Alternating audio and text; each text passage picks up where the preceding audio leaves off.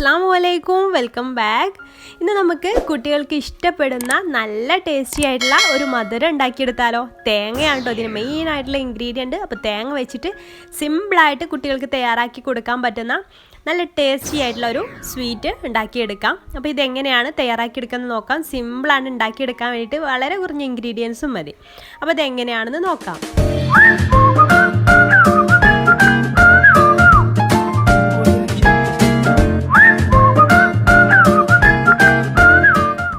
അതിന് വേണ്ടിയിട്ട് എന്തെല്ലാം ഇൻഗ്രീഡിയൻസ് ആണ് ആദ്യം വേണ്ടതെന്നൊക്കെ നമുക്കൊന്ന് പരിചയപ്പെടാം. അപ്പോൾ ആദ്യം ഞാനിവിടെ എടുത്തിട്ടുള്ളത് 1.5 കപ്പ് ചിരവിയ തേങ്ങ കേട്ടോ. അപ്പോൾ അതിൽ ആ ബ്രൗൺ പാർട്സ് ഒന്നും ഇല്ലാതെ ശ്രദ്ധിക്കുക. എൻ്റെ കയ്യിൽ കുറച്ചൊക്കെ ഉണ്ട് കേട്ടോ. അപ്പോൾ ഡെസിക്കേറ്റഡ് കോക്കനട്ട് വെച്ച് നമുക്കിത് തയ്യാറാക്കി എടുക്കാം. പിന്നെ ഒരു 2-3 ഏലക്കായുടെ പൊടി ഉണ്ടെങ്കിൽ അത് ചേർത്ത് കൊടുത്താലും മതി. പിന്നെ 1 കപ്പ് വെള്ളമാണ് ഇതിലേക്ക് ചേർത്ത് കൊടുക്കുന്നത്. പിന്നെ അതുപോലെ തന്നെ 1 കപ്പ് മൈദയാണ് യൂസ് ചെയ്തിട്ടുള്ളത്. അപ്പോൾ 1 കപ്പ് മൈദയിലേക്ക് 1 കപ്പ് വെള്ളം, ആ രീതിയിലാണ് എടുക്കേണ്ടത്. അപ്പോൾ 1 കപ്പ് മൈദയും പിന്നെ പഞ്ചസാരയുടെ അളവ് ഒരു 3/4 കപ്പാണ് ഞാൻ എടുത്തിട്ടുള്ളത്. 3/4 കപ്പ് മുതൽ 1 കപ്പ് വരെയൊക്കെ എടുക്കാം. അപ്പോൾ ഞാനിവിടെ എടുത്തിട്ടുള്ളത് 3/4 കപ്പാണ്. അപ്പോൾ ഇത്രയാണ് നമ്മുടെ ഇൻഗ്രീഡിയൻസ്. പിന്നെ ഒരു നുള്ളു ഉപ്പ് കൂടെ വേണം കേട്ടോ. മധുരം ഒന്ന് ബാലൻസ് ചെയ്യാൻ കൂടി പോകേണ്ട, ഒരു നുള്ളു മതി, അത്രയും മതി. ഇതെങ്ങനെയാണ് തയ്യാറാക്കിയെടുക്കുന്നത് നോക്കാം. അപ്പോൾ അത് ഉണ്ടാക്കിയെടുക്കാൻ വേണ്ടിയിട്ട് ഒരു പാൻ വെച്ചിട്ട് അതിലേക്ക് 1 കപ്പ് വെള്ളം ഒഴിച്ച് കൊടുക്കുക. നമ്മൾ നേരത്തെ മാറ്റി വെച്ചിട്ടുണ്ടായിരുന്ന 1 കപ്പ് വെള്ളം ഒഴിച്ച് കൊടുക്കുക. നോൺ സ്റ്റിക്കിൻ്റെ പാനോ അല്ലെങ്കിൽ ചൂടുകട്ടുള്ള മറ്റൊരു പാനോ എടുക്കുക.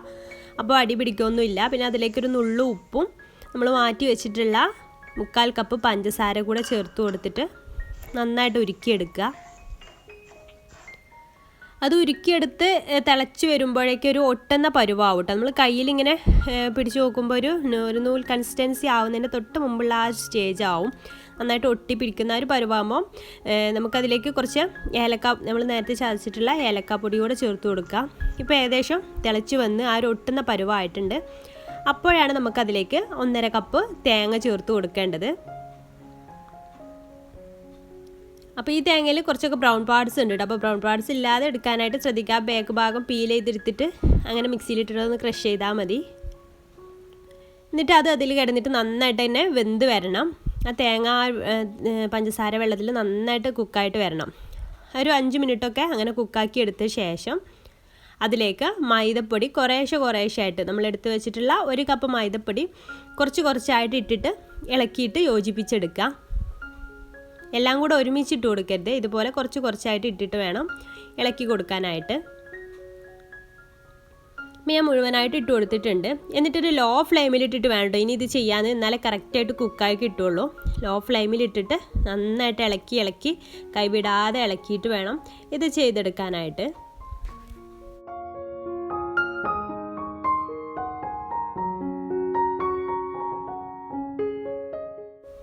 ഇത് ഇളക്കി അതിൻ്റെ വെള്ളമൊക്കെ വറ്റിയിട്ട് ഇതുപോലെ ഈ ഒരു പരുവാകുമ്പോൾ നമുക്ക് ഫ്ലെയിം ഓഫ് ചെയ്യണം. ഇതുവരെ നമുക്ക് ഇളക്കിക്കൊണ്ടിരിക്കണം. ഈ ഒരു സ്റ്റേജ് മാത്രമേ ഉള്ളൂ ഇതിന് ഡിഫിക്കൽട്ടായിട്ടുള്ളൂ. കുറച്ച് സമയം ഇങ്ങനെ ഇളക്കിക്കൊണ്ടിരിക്കണം. അത് ലോ ഫ്ലെയിമിലിട്ടിട്ട് തന്നെ ചെയ്യണം കേട്ടോ. അപ്പോൾ ഈ ഒരു കുറച്ച് ഹാർഡാവുന്ന ഈ ഒരു പരുവാകുമ്പോൾ നമുക്ക് പെട്ടെന്ന് ഫ്ലെയിം ഓഫ് ചെയ്തിട്ട് ഏത് ട്രേയിലാണോ സെറ്റ് ചെയ്യാൻ വെക്കുന്നത് ആ ട്രേയിൽ വേഗം തന്നെ കൊണ്ടുപോയിട്ട് സെറ്റ് ചെയ്ത് കൊടുക്കണം. അപ്പോൾ പെട്ടെന്ന് ചൂടാറുമ്പോൾ പെട്ടെന്ന് കിട്ടാൻ വേണ്ടിയിട്ട് വേണമെന്നുണ്ടെങ്കിൽ കുറച്ച് നെയ്യ് ആ ഒരു ട്രേയിൽ വെച്ച് കൊടുക്കാം കേട്ടോ. അപ്പോൾ ഞാനിപ്പോൾ നെയ്യൊന്നും ചേർത്ത് കൊടുത്തിട്ടില്ല. എന്നിട്ട് നന്നായിട്ട് പ്രസ് ചെയ്ത് ഇത് സെറ്റ് ചെയ്ത് കൊടുക്കാം. എന്നിട്ട് സെറ്റ് ചെയ്തതിന് ശേഷം നമുക്ക് തണുത്തതിന് ശേഷം കട്ട് ചെയ്യാൻ കുറച്ച് ഡിഫിക്കൽട്ടായിരിക്കും.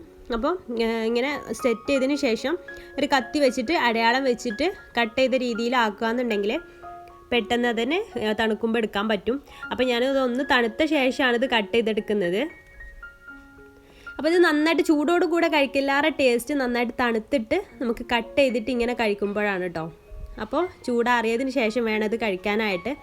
അപ്പോൾ നമ്മുടെ തേങ്ങാമിഠായി നല്ല തണുത്ത് വന്നിട്ടുണ്ട്. നല്ല ടേസ്റ്റി ആയിട്ടുള്ള തേങ്ങാമിഠായിയാണ്. അപ്പോൾ കുട്ടികൾക്കൊക്കെ തയ്യാറാക്കി കൊടുത്ത് നോക്കുക, എല്ലാവർക്കും ഇഷ്ടമാവും. അപ്പോൾ വീട്ടിലുള്ള കുറച്ച് ഇൻഗ്രീഡിയൻസ് മാത്രം വെച്ചിട്ട് നമുക്ക് തയ്യാറാക്കി കൊടുക്കാൻ പറ്റിയിട്ടുള്ള നല്ലൊരു സ്വീറ്റാണ്. അപ്പോൾ എല്ലാവർക്കും വീഡിയോ ഇഷ്ടമായെന്ന് വിചാരിക്കുന്നു. ഇഷ്ടമായെങ്കിൽ ലൈക്ക് ചെയ്യാനും ഷെയർ ചെയ്യാനും മറക്കരുത്. അതുപോലെ എൻ്റെ ചാനൽ ഇതുവരെ സബ്സ്ക്രൈബ് ചെയ്യാത്തവരൊക്കെ ഉണ്ടെങ്കിൽ പ്ലീസ് ഒന്ന് സബ്സ്ക്രൈബ് കൂടെ ചെയ്തിട്ട് സപ്പോർട്ട് ചെയ്യാം കേട്ടോ. അപ്പോൾ ഇൻഷാല്ലാ പുതിയൊരു നല്ലൊരു വീഡിയോ ആയിട്ട് നമുക്ക് അടുത്തൊരു ദിവസം കാണാം. അതുവരേക്കും ബൈ. Thank you.